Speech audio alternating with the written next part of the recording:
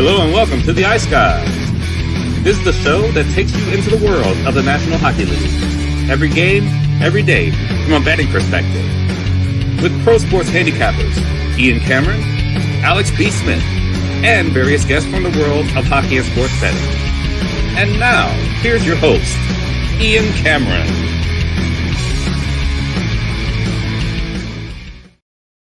Welcome to the Ice Guys, Sunday, March 29th. Ian Cameron, Alex B. Smith with you, ready to break down the Sunday NHL slate. We've got a pretty mid-sized card, that you could say. 6 games on tap, 6-pack, Sunday 6-pack in NHL action. We'll get to that, obviously, in just a moment. But first, as we always do, we recap a busy, loaded Saturday in NHL action. It started with, I guess, me getting a little carried away on the show. Getting so excited about how the Ottawa Senators started that game against the Tampa Bay Lightning, up 2-0, and then it was all downhill from there for Ottawa. But give Tampa Bay credit, slow start for them, but they erase a 2-0 deficit, and they come back and beat the Ottawa Senators by a score of 4-2 in that game. And you could clearly see, because I really started to hone in on watching that game after we got off the air and finished the show yesterday, that you can see that all the defensemen being out is a problem for them. You know, they get hemmed in their own zone, and they have trouble, holding on to pucks. They have harder time, the power play was an issue without, their 2 best quarterbacks. When you're talking about Jake Sanderson and Thomas Chabot both being out, and you could definitely see it was impacting them quite a bit. They got off to that great start, but weren't able to sustain it. Tampa Bay comes back, gets a 4-2 win. And for Ottawa, costly loss because every point matters for them. But they did get a little help on the out-of-town scoreboard with some of the other games that took place. Then we also had a game that was on at the same time we were doing the show. It started early, 1 Eastern, Florida and the Islanders. And we were lamenting how, same old Islanders here, making it difficult on themselves, falling down 2-0 in that game. But as we got off the air, Alex and I, we started talking. We said, I think we might bet this first goal, second period here for the New York Islanders. And boy, what a good decision that was, because they scored the 1 to get back in at 2-1. And then they didn't look back from there, taking over the game in the second period. 5 unanswered goals for the New York Islanders, and then a scoreless third period. So they put it on cruise control, and they end up rolling to a 40. That was the shots, 40-21. 5-2 victory for the New York Islanders, but 40-21 ended up being the shots on goal for the New York Islanders in that game. I would love to know, after being down 2-0 after the first period, just what in the hell Patrick Waugh said, because 24-5 were the shots on goal in the second period for the Islanders. You could tell he had something to say. There's no doubt. We called that. Yeah. We called that perfectly as we got off the air. We both said, Waugh's gonna flip his shit, and they have to score first. Did not expect them to just absolutely blitz them in that second period, though. Yeah, absolutely. And they came out storming. Patrick Waugh clearly, ripped a can of or sheet of paint off the wall, whatever you want to call it. And 5-2, it was the victory in favor of the Islanders, and they get a big 2 points with that win. And so does the Edmonton Oilers, who now, beating Anaheim in regulation, have now made this a bit of a Pacific Division race now, because there's now only 3 points behind the Anaheim Ducks, and there is still time for Edmonton to maybe catch Anaheim. It's not going to be easy. We've just got a little over 2 weeks left, less than 10 games left for all these teams, but Anaheim still has control of their own destiny moving forward. But still, that was a must for Edmonton. If they had any chance of overtaking the Anaheim Ducks for the division, they had to beat them in regulation yesterday, and they did. So credit to the Oilers, 4-2, getting the win over the Anaheim Ducks in that one. Very, very disappointing game from Columbus, and not just because I had the team total, which obviously didn't hit, but 3-2 loss to the San Jose Sharks, who'd been scuffling, who'd been stumbling. And it was a game where Rick Bowness said, we didn't have our legs. And, he's not the first coach that said that after the postgame. In the post-game press conference yesterday. Well, another coach actually said that later on in the night. So it's been a familiar refrain with all the games that these teams are playing in such a condensed period of time. But the Sharks find a way to beat the Columbus Blue Jackets 3-2. And not much of an easy turnaround for Columbus either. They got to get back on the horse. They are still holding on to that second wild card spot, but just barely. Again, they got some help from other teams, with Detroit losing, Pittsburgh losing, that helped out the Columbus Blue Jackets a little bit. But Columbus right back in action this afternoon in a massive, massive game against the Boston Bruins, which we will tee up and talk about in just a bit. This was a bit of a miracle that this cashed, but we did hit the over with New Jersey, Carolina, 5-2 Hurricanes, but we get New Jersey putting that game over the total. Thank you very much, Evgeny Dodonov, with 24 seconds left, making it 5-2. So we'll take it. We cash the over there. Hurricanes with a nice 5-2 victory over the New Jersey Devils. That looked more like the Hurricanes we've seen when they're at their best, and we certainly saw that yesterday. Actually started slow, but boy, I thought in the second and the third period they were very good. They outshot New Jersey 26-14 in the last two periods to really take control of that game. I thought Boston was cheap at home against Minnesota, and it proved to be that way. They beat the Minnesota Wild 6-3, so we end up cashing with the Bruins at even money on home ice. Nice victory there for Boston in that game. They exploded early with the 2 goals, Peak and Zacha. And then Minnesota got back into it for a bit, cut it to 4-3, but Zacha, again, who's been just terrific lately for the Bruins, gets his second goal and gets that separation once. He gives the Bruins that separation once again, and they get the 6-3 win there. Dallas, 6-3 win over the Pittsburgh Penguins. No Crosby, no Malkin, and you could kind of see it for the Pittsburgh Penguins yesterday. It did impact them, and welcome back to the lineup, too, Mikko Rantanen. Holy mackerel. He certainly welcomed himself back to the Dallas Stars. He got a goal and an assist, a multi-point game in his return for the Dallas Stars. And you could see how much better offensively, obviously. I mean, it's Mikko Rantanen. They are obviously a better team with him. And obviously we saw that on display yesterday and easily hitting the over in that Dallas and Pittsburgh. What is that now? 11-1 is the run for overs with the Pittsburgh Penguins. 11-1 to the over in their last 12 games after that 6-3 defeat to the Dallas Stars yesterday. This one hurt a little bit, Seattle-Buffalo, because I thought it was going to be a lot of goals, and it didn't turn out that way. So this was the game that put me back a little bit in the afternoon session. The good news is we finished the day late for a profitable day. It was a profitable day, and the late slate really helped.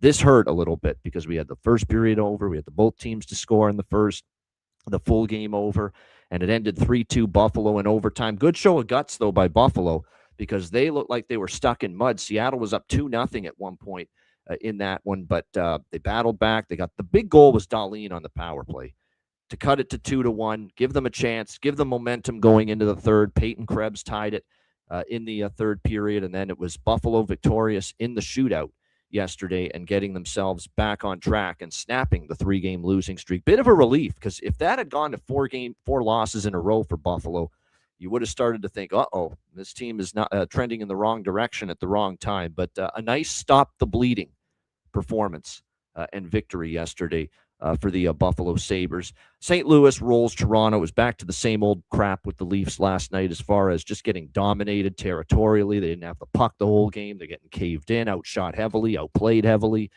That looked a lot more like the Leafs we had seen prior to the last 2 games. And it ended up being a very nice victory there for the St. Louis Blues, 5-1. I didn't know it was Joe Buck night in St. Louis last night, but apparently it was. He was all over the place. He did his kids were skating in some kind of little kids hockey game during the intermission. His kids were involved. They had him, for an interview on the television broadcast. But he actually did a nice call of the Pius Suter shorthanded goal. I saw a clip of that.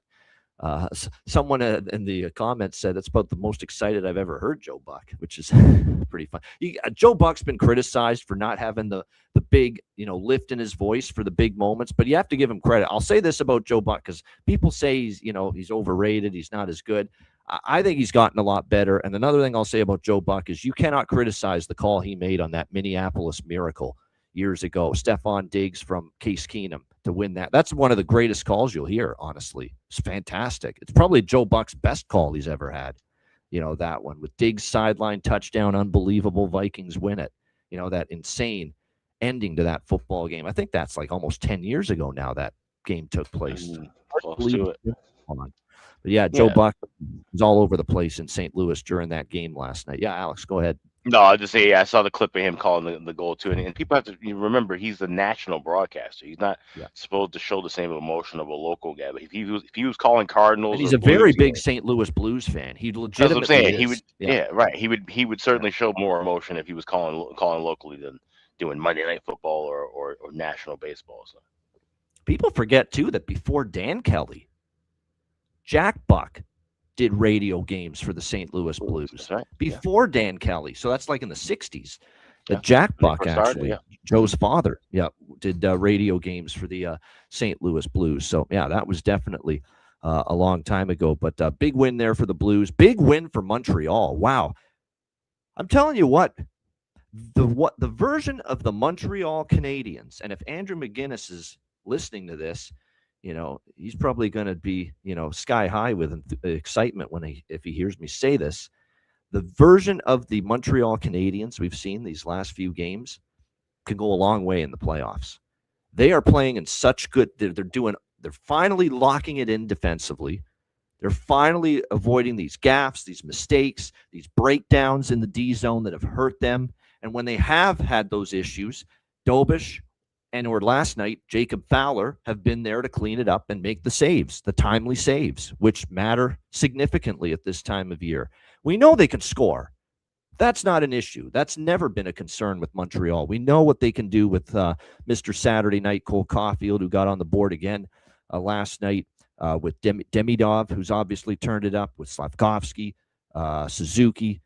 We know they can score goals. That's not the concern. The concern is, can you play solid defensive hockey at this time of year?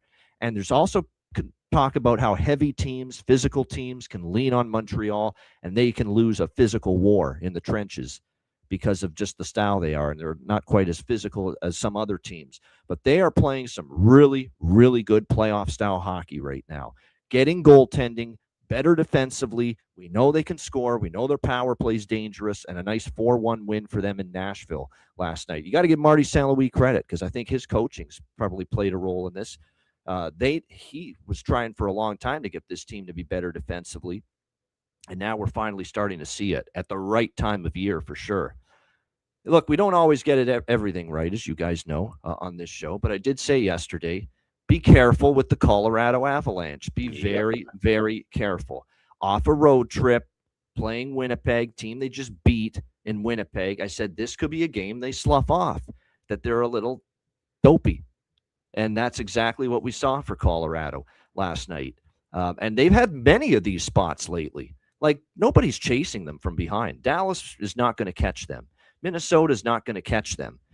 These are just playing out the string type of games right now for the Colorado Avalanche. I would be very hesitant about backing this team moving forward. And in fact, I'm going to be, just like last night, picking my spots to actually bet against them in the remaining games of the regular season. I did have that sprinkle on the Jets. Plus 230 was actually the price I was able to get. A really great price there.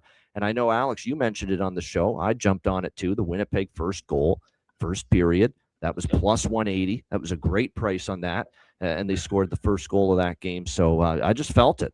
Just from the very beginning, I said, watch Colorado lose this game. And wouldn't you know it, they did. And Winnipeg gets a 4-2 win. And all of a sudden, Winnipeg and the next team we're going to talk about, Philadelphia, 5-3 win over Detroit. Teams we left for dead in the playoff race.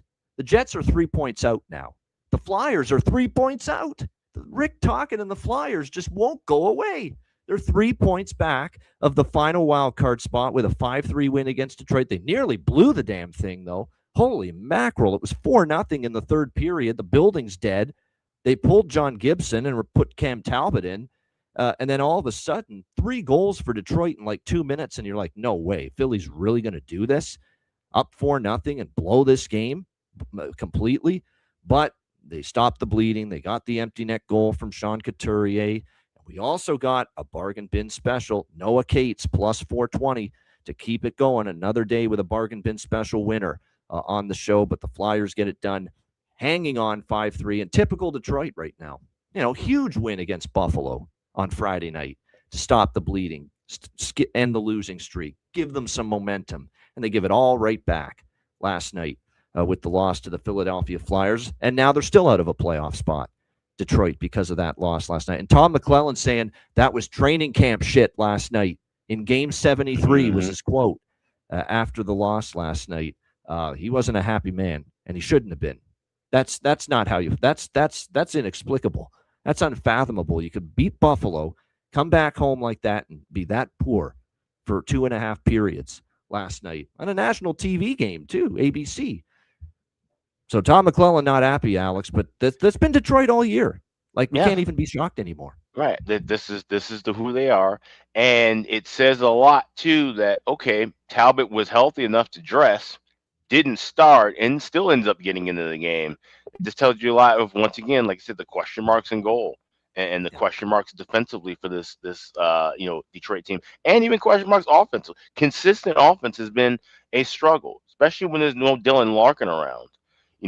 Patrick Kane, he scored the goal one night, can't find him at the telescope the next. Emmett Finney, some of these younger guys who we like with cash with bargain bins, but for them to consistently get on the score sheet has been tough for them. And so when you have all of those issues combined, then you find yourself, like you said, on that fence outside of the playoff picture. 100%. Yeah, absolutely no argument. Like, that's what we've seen all year here from this Detroit Red Wings team. Just maddeningly inconsistent. And we saw it again Tom McClellan saying, we basically brought a training camp, performance into Game 73 last night. So not good. Wasn't happy. Now we'll see if Detroit responds to this from their coach next game. They've got 2 of those 9 games against Philly down the stretch. So I know, which could be huge games, massive, especially if both are still in the mix. Speaking of a team that didn't show up, DJ Smith's LA Kings. Oh my God, were they bad last night? 6-2 loss to the Utah Mammoth. I know Jonathan was there watching the monstrosity unfold. It was pretty rough. We were up, but happy for me. Utah money line over easily, flying over the total. 6-2 yesterday. It was a rough game. They looked out of it. I like Jim Fox's honesty. Jim Fox is great on the television, by the way, for the LA Kings. And he said, they were bad from the beginning. They were just off right from the very start. It didn't sugarcoat. It's just bad. And Jim doesn't usually go that in on the Kings when they have a rough game. He did last night. It was nice to hear that. And he was right. It was just a terrible game from the LA Kings last night. Imagine playing that way when you see what's going on around you. You're only 1 point out. You have a chance to get your foot in a playoff spot, and that's the way you play last night against the Utah Mammoth. But that's the LA Kings season right there. It's a perfect symbol of it. You have a chance to make something of yourself, and you shit the damn bed. It's basically been what the LA Kings have done. They couldn't handle that speed as 100%. Utah looked much faster. They looked like they were skating in quicksand, the LA Kings, compared to the Utah Mammoth last night. But Utah dominant, 6-2 win there. It's now officially, after seeing this game last night, Alex, it's officially bet team totals over against Vancouver every night for me, especially if it's going to be 3.5. I mean, when Calgary's putting a touchdown on the board against you, you've got some serious freaking issues defensively. 7-3 for the Calgary Flames. No, that was not the Calgary Stampeders and BC Lions. That was the Calgary Flames and the Vancouver Canucks. A touchdown for Calgary, only a field goal for Vancouver. 7-3 victory for the Flames in that game. Lankinen gets pulled. Tolopilo comes in. Topo Gigio, he gives up 4 as well last night. And like I said, it was Vancouver's ghastly defensively right now. So team total over against Vancouver is going to continue to be the standard operating procedure, most likely for me moving forward. But 7-3 win for Calgary. And yes, it delivered the goods. We were hoping it was going to be great, and it was. The Devin Cooley interview on After Hours, Hockey Night in Canada, it was great. It was great. So it's on YouTube. They always post them there. Make sure you check it out. It was fantastic. And then the game that almost drove me to drink to end the night, Washington and Vegas. Washington came out strong. Vegas flat as a pancake. Actually, I shouldn't say that. Vegas actually had more shots, but Washington was defending pretty well, and Logan Thompson was terrific throughout that game for the most part. And then Washington goes up 3-0. Again, the issues persist for Vegas. They can't get a consistent save. They just can't right now from Aiden Hill and Akira Schmid. And Washington's up 3-0. This building is silent. They're in total control. And then I'm just livid from what I saw next. Washington's on the power play, up 3-0. They could really put the dagger in this team. And wouldn't you know it, They give up not one, but 2 short-handed goals on the same fucking power play. The same one. They give up 2 shorties, one to Nick Dowd. We missed that, betting Nick Dowd to score against his old team. But he scored for Vegas, and Rasmus Anderson made them look silly on the short-handed goal he scored. And at that moment, when they cut it to 3-2 with those short-handed goals, I'm like, we're toast here with Washington. I said, that's a total momentum killer for them. And Vegas, the building's going. Vegas is starting to really control the flow again. And then they tie it right before the end of the second period, minutes later with Eichel. And then they have the power play to start the third, 4-3 Vegas. And I'm like, geez, see you later, Washington. It was nice thinking you could win this game. And I just kept playing it over in my mind. God, you gave up those 2 short-handed goals on the same power play. But it shows you the plight of Vegas right now. They can't close. They can't finish. And, of course, Washington ends up tying it with Dylan Strome's power play goal, 4-4. And Washington wins in the shootout. And Logan Thompson was really good in the shootout, and he enjoyed that win. He celebrated a little more than normal after winning that shootout for the Washington Capitals last night. So as stressful as it was, we do get the best bet winner with the Washington Capitals plus 130. Still, Vegas had no business, as I said, being minus 150 favorites in that. To be honest with you, Alex, I think if you take out that sequence where they gave up the 2 short-handed goals on the same power play, Washington was on their way to winning that game 5-0. I really think so. Yeah. But credit to the Capitals. They got it back on the rails, tied it at 4 in the third, and that really settled the game down, and they were able to win, and that's another tough loss for Vegas. They do get a point, but I'm telling you what, their position in the standings, Alex, is still very tenuous right now. Yeah, nothing stable in the Pacific, and like I said, looking at my portfolio, just the futures and the great shape that I'm in. Already cashing Anaheim over, cashing more than likely Anaheim to make the playoffs, plus 310, and now I either have a 625 for Vegas to miss or a plus 250 and a higher unit for LA to miss.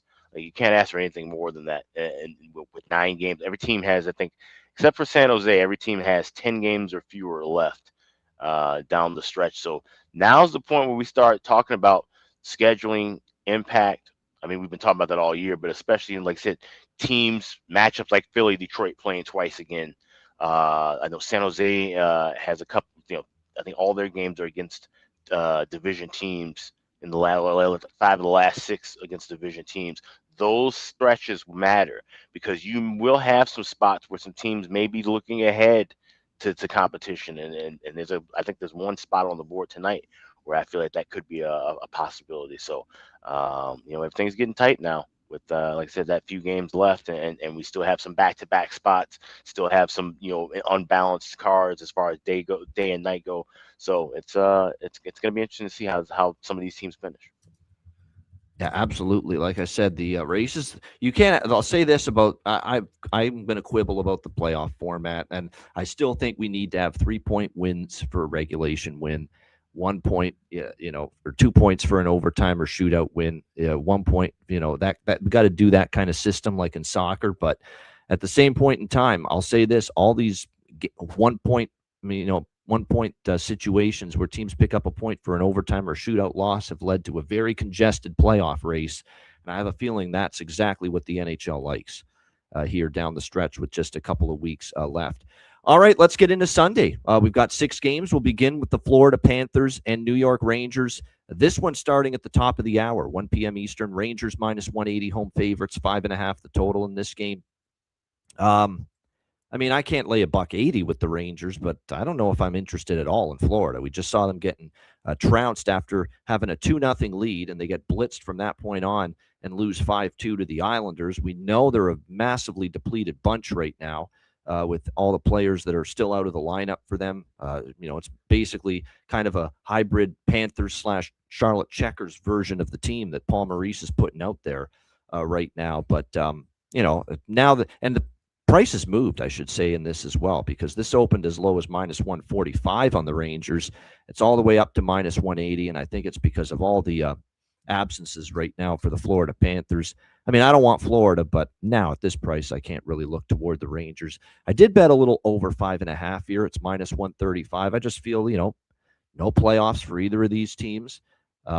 Just end up roll the puck out and, score some goals in two teams that I don't trust defensively right now, even if it's Bobrovsky and Shesterkin in net, and it is both of them in net here. So a little over 5.5 to get the day started. Not a big bet, but a little something to get the day started. I mean, if you got the Rangers early, good on you, but no, minus 180, I still can't get there at this price with the Rangers. So it's pretty easy pass for me as far as the side goes. Alex, Florida Panthers, New York Rangers. You'll hear me say this a lot between now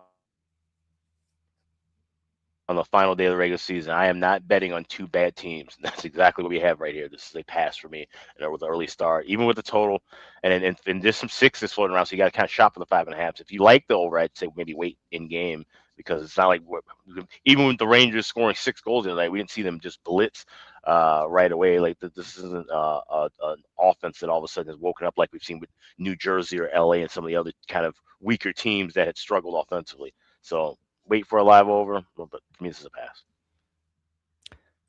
Yeah, nothing wrong with that. As far as props, though, for this game, yeah, I was just about to go there. He scored his first NHL goal the other night, Adam Sikora, for the New York Rangers.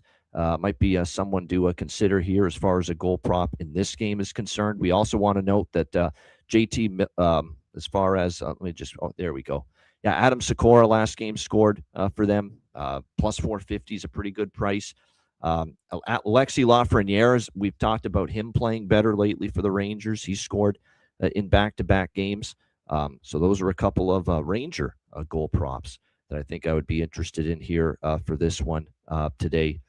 That's about it. I don't know if I'm going to get involved with Florida. Their lineup's all over the place. But I would say for the New York Rangers, Sikora and Lafreniere, I'm interested as far as goal props. That's the only real early afternoon game today. The next set of games are all at 5 p.m. Eastern. So the next 3 games, they're all at 5 o'clock Eastern today. We got Montreal and Carolina.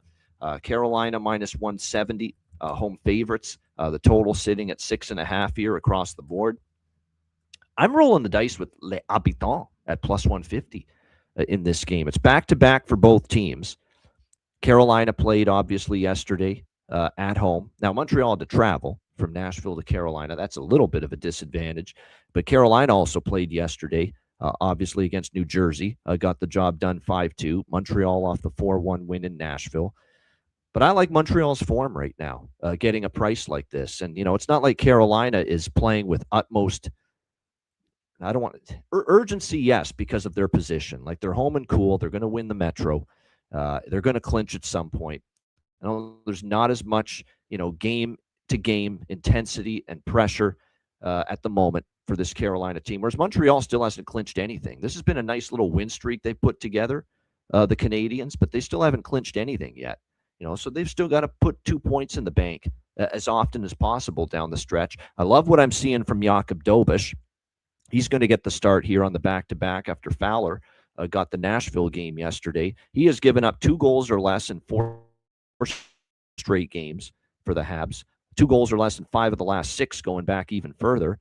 Nice solid 5-2 in his last 7 starts as well. So this has been a pretty solid, consistent run right now that Dobeš has been in net, and we got Freddie Anderson here on the other side. So, like I said, I like Montreal here.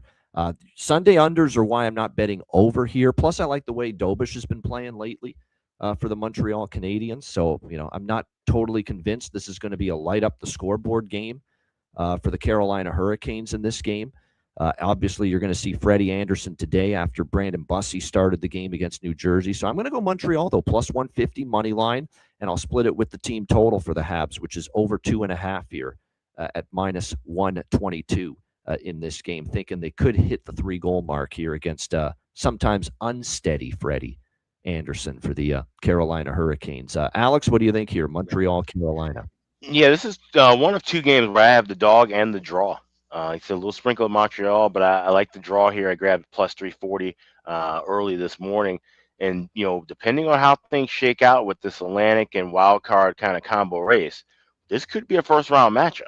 We could see Carolina possibly taking on the Habs. And I'm curious to know at this point, now I'll ask you, too. We're talking about how great the Habs have played and how they've looked. Who gets the net in game 1 of round 1 for the Habs? I think they would start with Dobeš first, because Dobush has played a little more games in the NHL level than Fowler. But they know that if there was a stumble in the playoffs for Dobush, Fowler would get the chance. But I think they start with Dobush. I really do, especially because he's playing really well at the moment. Yeah. So this is an interesting game, and I think this game could have more of a playoff-like feel, a little bit of a tighter game. And like I said, earlier start, wouldn't be looking at overs here. I'd be leaning toward it under, but I like the Habs at plus 150, but I also have that draw price at plus 340 over at BetOnline. Yeah, I agree. I think that's worth a shot. As far as goal props here, I like Oliver Kapanen scored against Carolina. I think it was the last game, actually, against them when they played in Montreal just recently. So I'm back on the Oliver Kapanen Express. Jackson Blake for Carolina. Ivan Demidov for Montreal because he started to heat up as far as goal scoring is concerned. And absolutely, we got to look at 3 different players that are on multi-game goal streaks going into this game. They're all for Carolina. Nikolai Ehlers, goals in 3 straight. The captain, Jordan Staal, has goals in 2 straight and 3 of the last 5. And you can get almost plus 400 for him to score. And Shane Gostisbehere has actually scored in back-to-back games from the blue line for the Carolina Hurricanes. So those are some props that I'm definitely going to be sprinkling something on here as well. Again, Ehlers, Staal, Gostisbehere, all of them for the Hurricanes on multi-game goal-scoring streaks.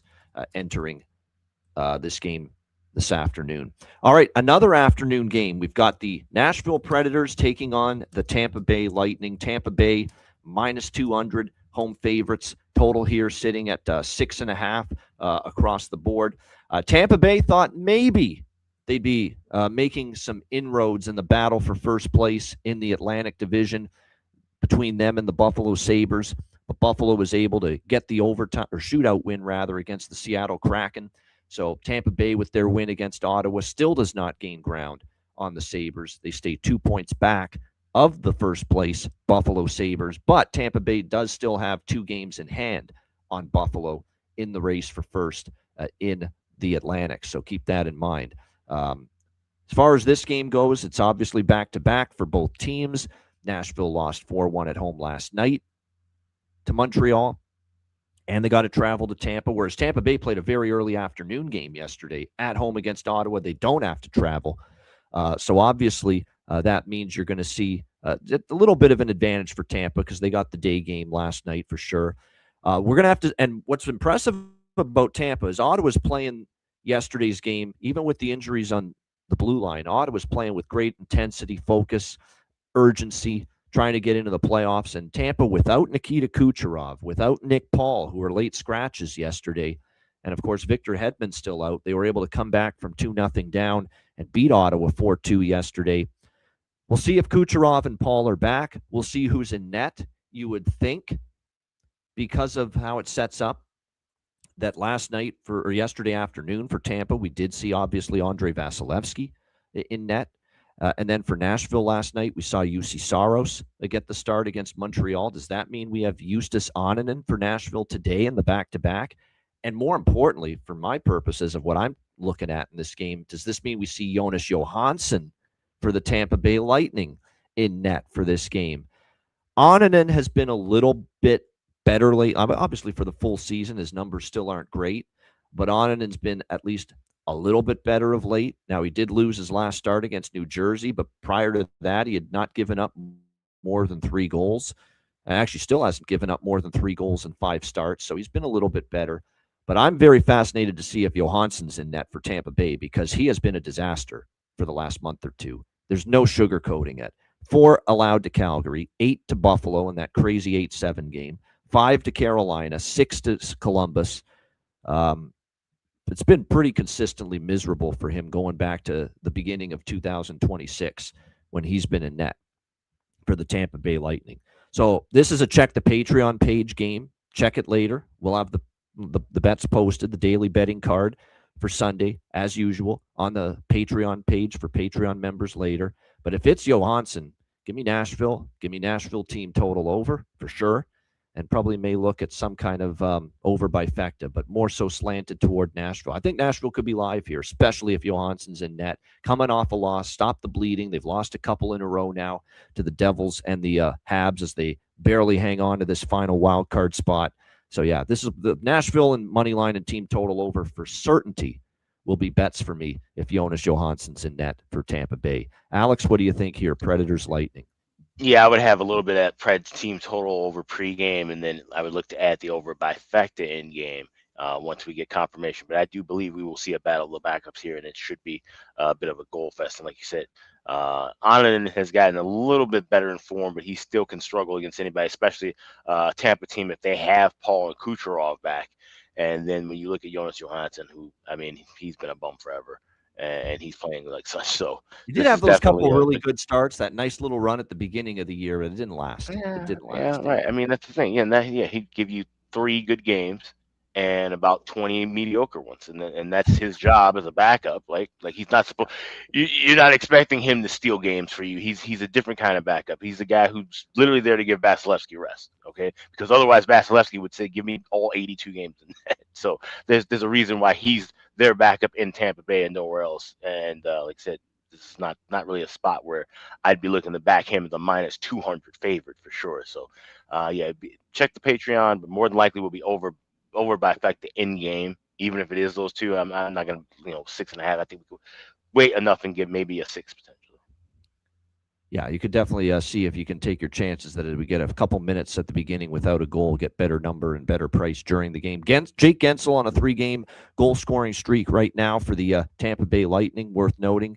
That's something to point out. As far as Nashville, when it comes to the props on the Nashville side of the equation, we've really talked about Matthew Wood quite a bit, just because he's been pretty solid in that second line role. Obviously, there's Evangelista, O'Reilly, Otto Parts, and Steven Stamkos on the top line have been pretty solid for them. But I always look toward, just from a value standpoint, find that there's a little more with Matthew Wood. Again, we'll have to wait and see on the Tampa lineup, because right now we have to see if Kucherov and Paul are going to be back. They're only day-to-day. So while they didn't play yesterday, there is still a chance they might suit up for them this afternoon here against Nashville. So we'll have to wait and see on that. But before locking in any Tampa Bay props, because their lineup configuration will change if Kucherov and or Paul are playing today. Jonathan mentioning, too, thing that is worth mentioning, if it is Johansson in net, Roman Josi, 3 goals in 4 games versus Jonas Johansson. So that is definitely something to keep in mind. I'll probably have to get in on that if it is Johansson. With numbers like that, 3 goals in 4 games, maybe a Roman Josi day to find the back of the net here for the Nashville Predators. All right, Boston Bruins, Columbus Blue Jackets. I love games like this at this time of year. A playoff game in March is what I call it.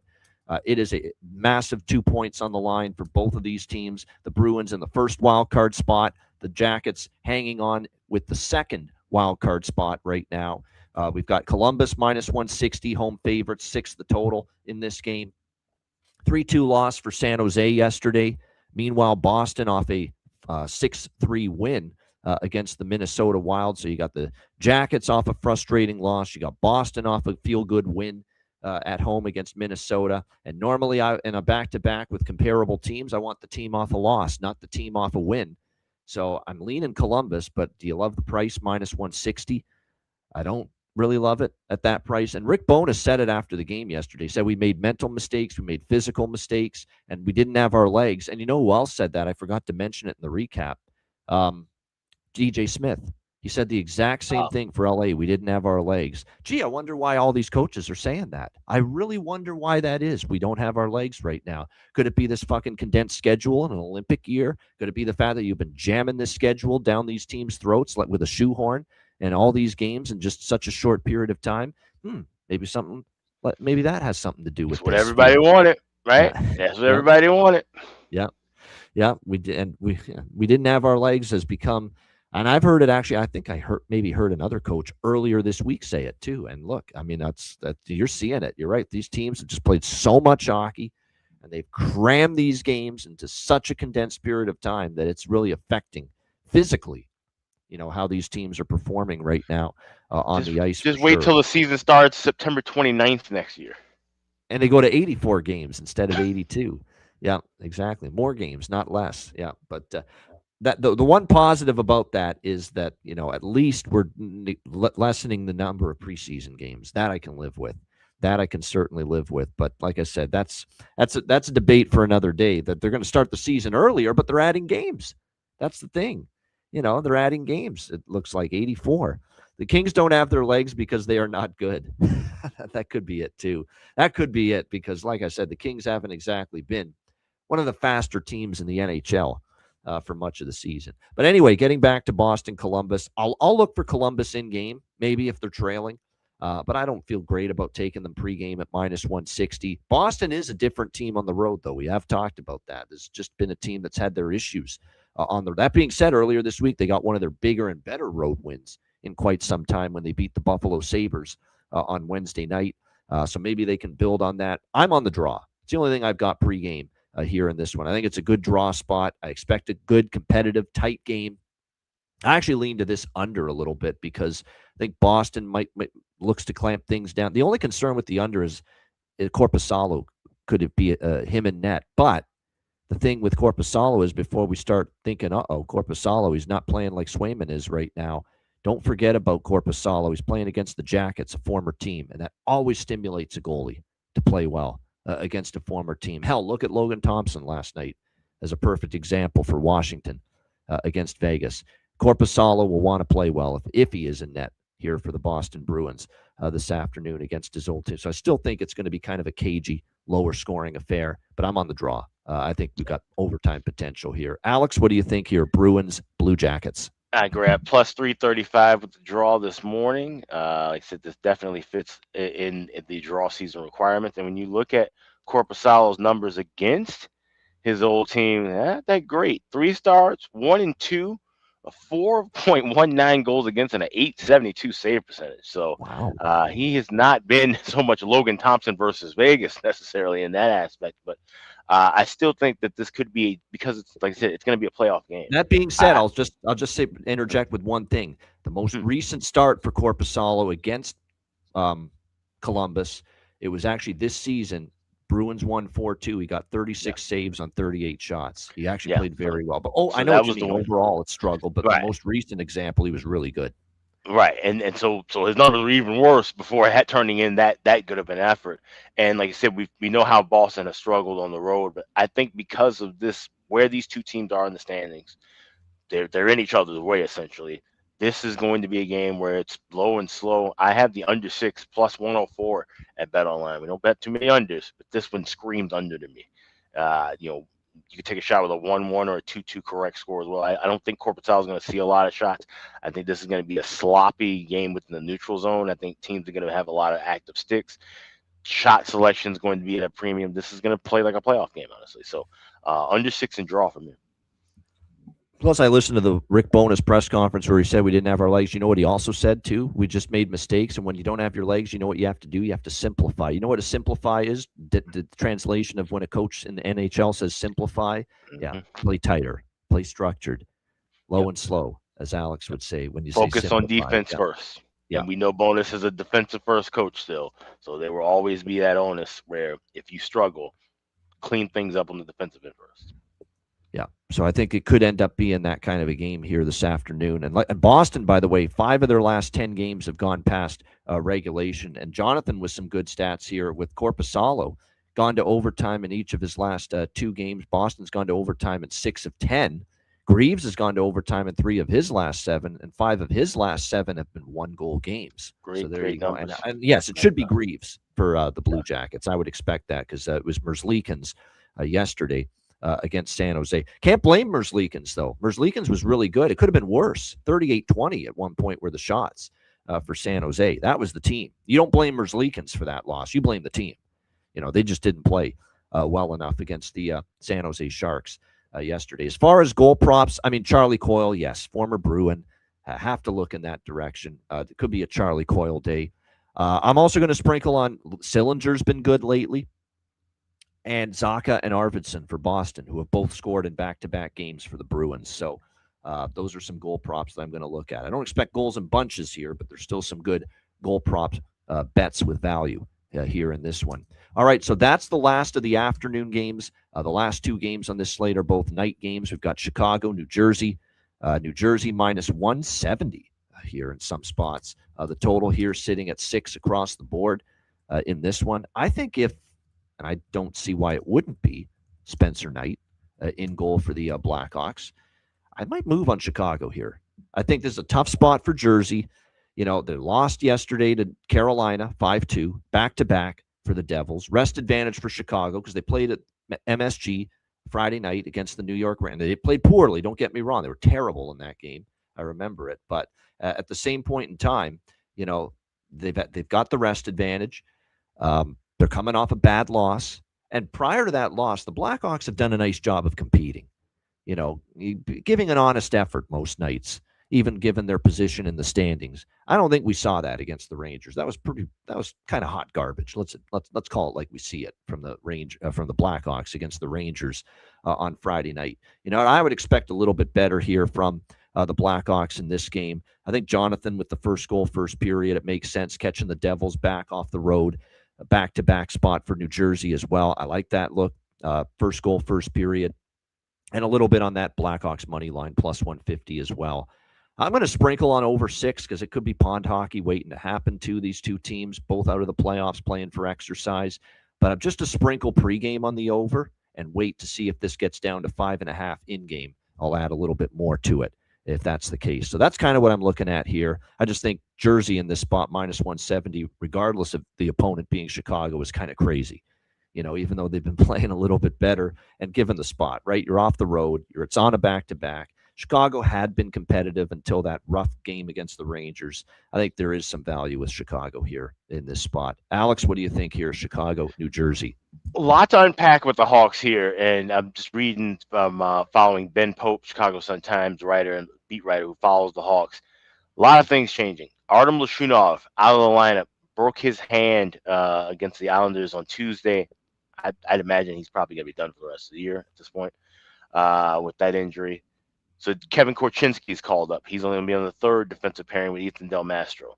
Anton Frondell will play center tonight. This will be his first time he's played center all year, but Blashill feels he's comfortable and ready. I mean, we've said it the first couple of games he's played. He looks like he's comfortable, like he belongs in the NHL right now. For an 18, 19-year-old kid to look that comfortable is a good sign. This I thought was very interesting, and this is something I've been waiting to see probably since before the Olympic break, maybe even around Christmas time.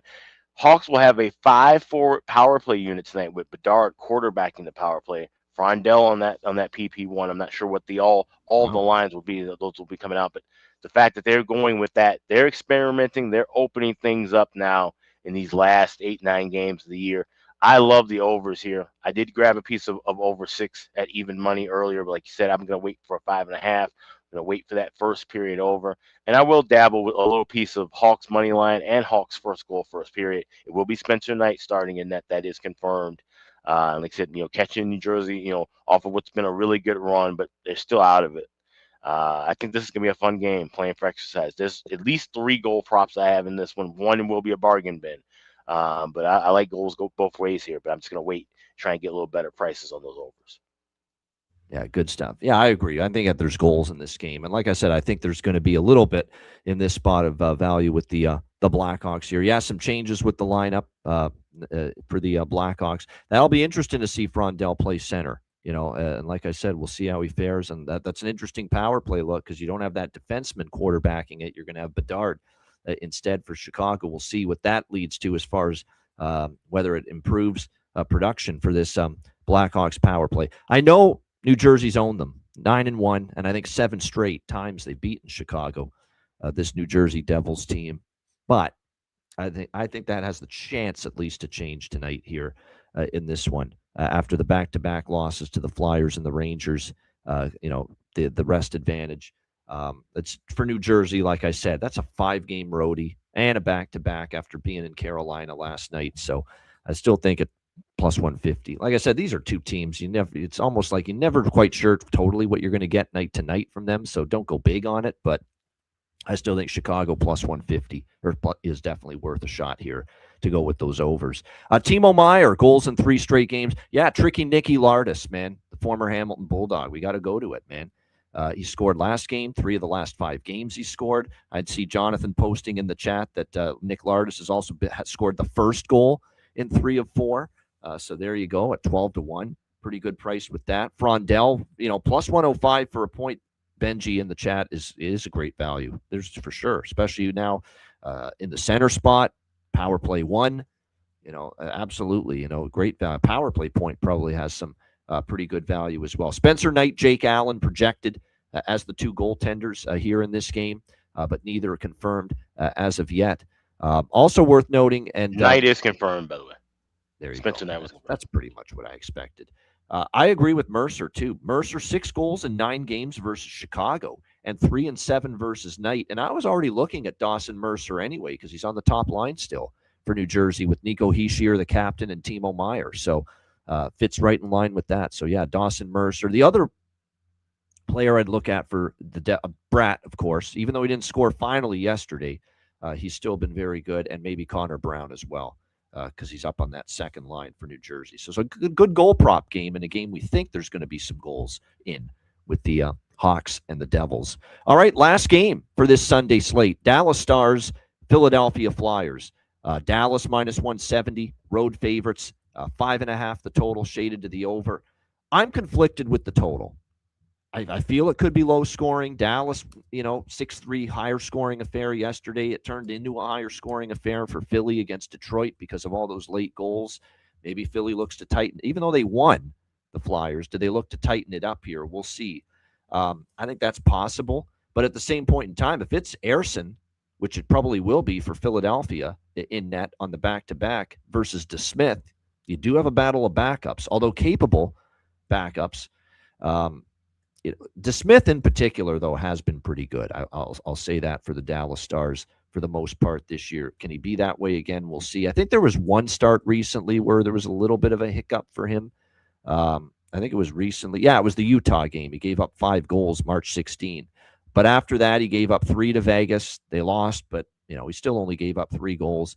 And then he entered the game, I believe, in relief of Ottinger against New Jersey. And it gave up 1 goal in that game. But still, overall, DeSmith's been pretty good, and he has been one of the better backup goalies in the NHL this season. Meanwhile, Ersson, who really had a rough start to his season, but he's played a little bit better, too, of late. I'll give him that. Rangers, February 26th, he gave up just 2 goals. He only gave up a goal against Washington. He only gave up 3 goals to the Kings, and he gave up 1 goal against Chicago in his last start earlier this week. So Ersson has been a little bit better. So, yeah, I'm just staying off this total completely as far as I'm concerned. Yeah, but I do like the draw, though. That is going to be my one bet here pregame. I will get in on this draw. It's East versus West. Dallas, coming off the back-to-back for them against Pittsburgh. Philly on a back-to-back as well. This could be a game. I don't think there's going to be separation for either team in this game. I see it being a 1-goal game most of the way here between these two teams. Definitely think we could see overtime potential between these two teams here on the back-to-back. I don't think Dallas, like I said, but Dallas is still trying to fend off Minnesota for second in the Central. That's their focus right now because they're probably not catching Colorado. So every point is still valuable. 2 of the last 5 meetings between these two teams have gone past regulation. And Philadelphia is still a team that's been flirting with overtime in so many games. They had 4 straight draw bets hit in the middle of March. And even though in the last 4, they've been draw-free, the Detroit game was flirting with overtime. The Columbus game where they lost 3-2, that almost got to overtime. So I do still like the draw and think we got a shot with it here in this game. Final game, Alex, what do you think here? Dallas, Philadelphia. Yeah, I love this draw. This is a classic draw season spot. East versus West.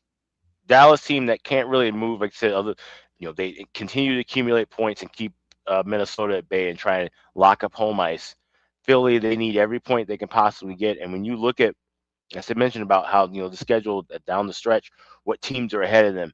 At Washington, home versus Detroit, and at the New York Islanders, the next 3 games ahead of them.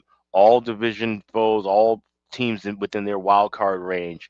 They need to take care of business. This could be one where it's a little bit of a, kind of wind down, foot not on the gas as heavy as it will be the next 3 games looking ahead. When you combine that with where Dallas is sitting, I feel like this is a game that, ends up being a back and forth battle and then kind of slows down and finds its way going past regulation. So plus 335, give me the draw. Too, one of our goal prop favorites lately for Dallas, Sam Steele, is out. He won't play, but they did get Mikko Rantanen back, obviously, yesterday against Pittsburgh. And boy, what a return. 1 goal, 1 assist. Wyatt Johnston, Mikko Rantanen, Michael Bunting, the new look top line. So Michael Bunting, there's value. Whether he scores is a question, but there is value. I hate to, unfortunately, burst Jonathan's bubble, but he's put in the chat. It's a great stat. Nathan Bastian, 3 goals on 9 shots versus Sam Ersson. Nathan Bastian is out for this game tonight. He won't play, so sorry to do that to you. But there you go. No Nathan Bastian, unfortunately, tonight for the Dallas Stars in this one. He will not suit up. As far as Philadelphia, yeah, bumped up to the top line. Worth the look in my mind as far as a goal prop. And how do we not keep riding it with Noah Cates for the Philadelphia Flyers right now? Noah Cates has been very good lately. We cashed a goal prop with him last night. 2 straight games with a goal. 4 of the last 5 games he's scored. 5 of the last 10 games he's scored for Philadelphia. So, yeah, go back to the well with Noah Cates. And same thing with Couturier. It was an empty netter for Couturier against Detroit yesterday, but they all count. And if you bet a goal prop, even if it's an empty net goal, it still pays the same. So, yeah, Sean Couturier, 3 straight games with a goal for him entering tonight. So, there's some good bet. Like I said, bump, Cates, Couturier. I think if you sprinkle on all 3 of those players for the Flyers, you're going to have a chance to at least hit one. Hopefully more, but at least one of those 3 tonight. And Bunting does have value up on the top line for Dallas tonight. So a couple good prop value options here in this Dallas-Philadelphia game. Shout out to everyone in the chat at the like button. We appreciate it. Over 400 people on a Sunday. That always amazes me when we get this many people watching the Sunday show. It's just great to see. We thank every one of you for tuning in. Check out wizardsportspicks.com. Daily premium picks, long-term subscription passes available as well. I did the Beyond the Lines video on the YouTube channel, so check that out. Again, number 1 in the NHL and college basketball as the Elite 8 winds down today. MLB is now underway. NHL and NBA every day, so make sure you check it out. wizardsportspicks.com. And, of course, patreon.com/Ice Guys, just $10 per month. Goalie charts, totals charts, daily betting cards, sides, totals, player props posted each and every day on the Patreon page. We're not going to reveal the date because we like to do with the Patreon exclusive live betcast is reveal the date of the betcast, the day of the betcast. But I will give you a hint about our next Patreon exclusive live betcast without giving away the exact date. It will be this week. It will be this week. So stay tuned. We've got a betcast for our Patreon members coming up this week. Stay tuned. And we're looking forward to it for sure. So make sure you get on board. Patreon exclusive live betcast, our first of 4 coming up in the next month this week. So check it out. Get on board. We're almost at 400 Patreon members, and we thank you so much for that. $10 per month. Your membership goes a long way to supporting the show and keeping it going long term. $10 per month. Patreon.com/Ice Guys. And also check out the Ice Guys store, iceguys.myspreadshop.com. You have until midnight tonight Eastern Standard Time to save 20% on all your items in the orders. Just hit the redeem button at the homepage, add your items to your cart, and 20% will be taken off at checkout. So it's a great time to grab a t-shirt, grab a mug, grab a hoodie, grab a cap, grab a few things, and save 20% off until midnight tonight Eastern. That's over at iceguys.myspreadshop.com. Good stuff, indeed. Yeah, maybe I shouldn't be amazed about the amount of people we get for the shows on Sunday, because Hal makes a good point, because no one else does Sunday shows. We thank you guys so much for doing Sunday shows. Yeah, well, that's why we do them. We know we're going to own the space when it comes to hockey betting shows on a Sunday. That is for sure. All right, we got Bastian's a bum just because he's in. Oh, there you go. Classic JD response. All right, bargain bin specials of the night. Best bets coming up right after we hear from our great Ice Guy sponsors.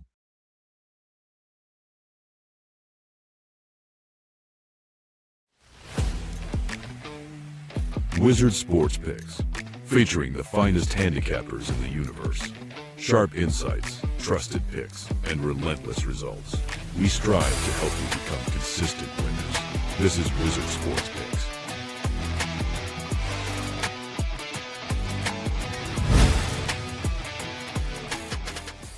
Walk away, leave it all there, just so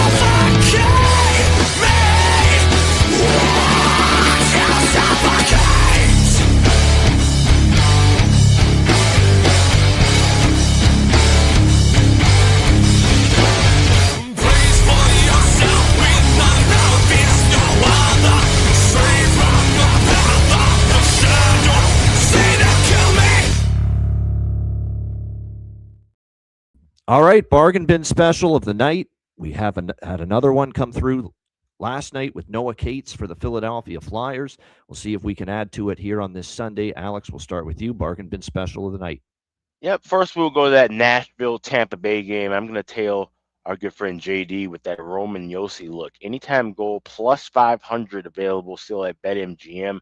Like I said, he's been locked and loaded. And whenever Nashville plays well, this has been over a decade plus. Whenever they needed a big time goal, number 59 steps up for them. So Roman Yossi, anytime goal plus 500. That's my first bargain bin special. My second one, we go to Newark, New Jersey, where you got the Hawks taking on the Devils, and we're going to go with, once again, Anton Frondell. I'm probably going to have his goal prop the rest of the season, but plus 350, I think we see him get his first National Hockey League goal. I like what Blashill's going to be doing, adding him to the power play, which is going to be a 5-forward unit. He's still skating on that top line. So Anton Frondell, anytime goal scorer, plus 350. That's my second bargain special tonight. All right, there we go. I like them. Both of them, Roman Yossi, Anton Frondell for Alex with bargain bin special of the night. I'm tempted, Al, to go with Noah Cates again, but I'm not. And if I'll rue the day if he scores again, but I'm going to go with a little something different. He is going to be a bet, obviously. I'm definitely going to bet Noah Cates again for sure. But I'm going to go with one Boston Bruin and one Carolina Hurricane for my bargain bin specials. Pavel Zacha for me with Boston. He has been absolutely sensational. I find in big games he stepped up as well for them. He scored in back-to-back games entering tonight for the Bruins, 3 of the last 5. He's been one of their better goal scorers for the last month plus. And plus 330 is still a bargain bin worthy price somehow on Pavel Zacha. So Pavel Zacha, Boston, plus 330 for my first bargain bin special of the night. My second is going to be the captain of the Carolina Hurricanes, Jordan Staal, who has stepped up offensively, goals in back-to-back games, plus 400 for Jordan Staal to find the back of the net. So Pavel Zacha, Boston, plus 330, and Jordan Staal, Carolina, plus 400 for my bargain bin specials of the night for this Sunday NHL slate. All right, best bets. Alex, what do you got for best bet? Yeah, give me the Hawks first goal, first period, plus 165. Like I said, long trip from New Jersey. They've been, playing well, getting their offense rolling. I think this is going to be a up and down kind of a game. I could see the Hawks starting off with a goal first at plus 165. That's a great price. So Hawks to get the first goal in the first period is my Sunday best bet. Good stuff indeed. Best bet there. And by the way, 2-0 sweep for us, Alex, with best bet yesterday. You had Utah, LA, first period over. That sailed over. And, of course, I had the thrilling win with Washington in a shootout against Vegas last night. So 2-0 sweep with best bets yesterday. For me, for best bet, now, we don't know. I'm going to go ahead. I'm pretty sure. I'm pretty damn sure, I will say this, I'm pretty damn sure Jonas Johansson's going to be in net for Tampa Bay. Now, normally I like knowing this confirmed before going ahead with something, but I'm pretty sure it's going to be him. And even if it is Vasilevsky, he'd be playing on a back-to-back against a team that's going to be, I think, coming to play after a tough loss to Montreal, hanging on to that last spot. I think Nashville still brings a good effort. Not money line. We're going to play it safe. We're going to go with Nashville team total. Over 2.5, minus 118. Very reasonable price here. Nashville Predators, team total, over 2.5, minus 118. I think they get 3 goals here, especially if Jonas Johansson gets the nod in goal for the Tampa Bay Lightning. So we'll go with that for best bet. Nashville, team total, over 2.5, minus 118 for best bet. Shout out to everyone in the chat. Hit the like button. We appreciate it very much. And looking forward to this Sunday slate. Big games galore as well. Yeah, Porter Martone. Good call, Jonathan. Forgot to mention that. He officially signed his contract because his Michigan State got knocked out of the Frozen Four yesterday, the NCAA hockey tournament. So Porter Martone is eligible to start with the Flyers. He signed the contract, could be in their lineup tonight, making his Flyers an NHL debut. So we'll keep an eye on that. Might be a Porter Martone sighting in their game against the Dallas Stars tonight.